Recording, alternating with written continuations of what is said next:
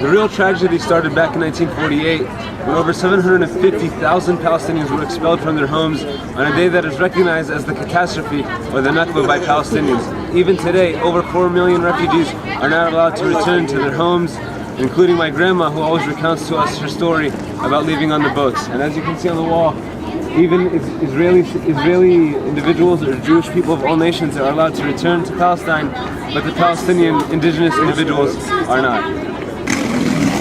So, the West Bank.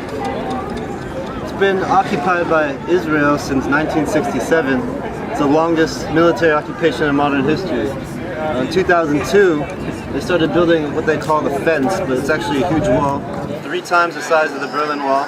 It's not built on the border between the West Bank and Israel, but it's built within the West Bank itself, and what it does is cut off towns, families from each other, from hospitals, from schools, from farmland, from their businesses. The checkpoints, there's over 500 military checkpoints and roadblocks in the West Bank, manned by Israeli soldiers. And what these checkpoints do is prevent Palestinians from moving freely in their homeland. Buses are segregated, roads are segregated.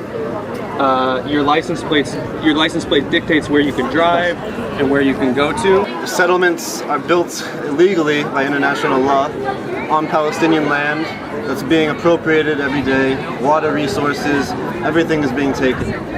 So I'm going to talk to you about what's going on in the Gaza Strip. In 2006, Israel pulled out all settlements, and even though they pulled out, Israel still controls the borders, the airspace, and the shores. In 2008, Israel conducted a bombing campaign on the people of Gaza and killed over 1,400 Palestinians. Recently, Israel conducted another bombing campaign called Operation Pillar of Cloud, where they killed over 170 Palestinians. Palestinians in Israel are discriminated by over 30 laws just because of their ethnicity. A Palestinian living in Israel is married to a Palestinian living in the West Bank. They can't technically live together unless the Palestinian in Israel moves to the West Bank, but someone in the West Bank can't go move to Israel. This panel is titled Innocents Behind Bars. There are more than 150 Palestinian administrative detainees held indefinitely in Israel.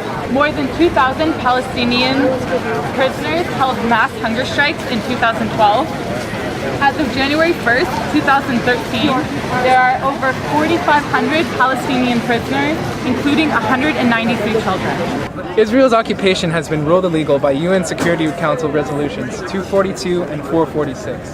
The settlements are in violation of Article 49 of the 4th Geneva Convention. Israel has received more aid from the United States than any other country, despite its standing as a first world nation.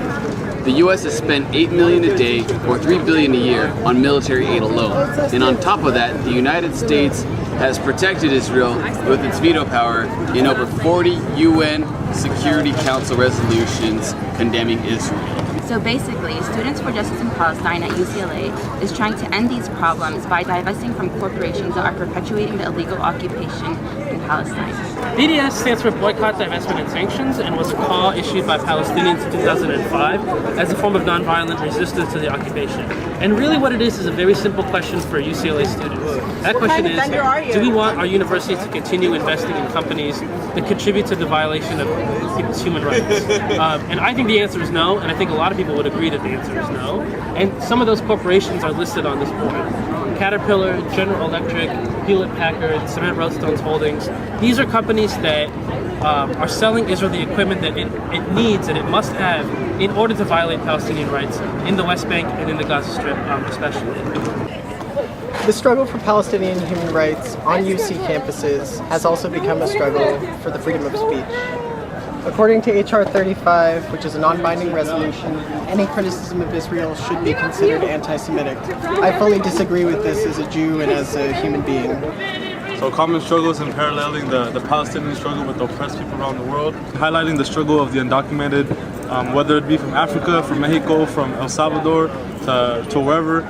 We both are landless people, tied with no rights, no guaranteed. So the struggle for existence is resistance.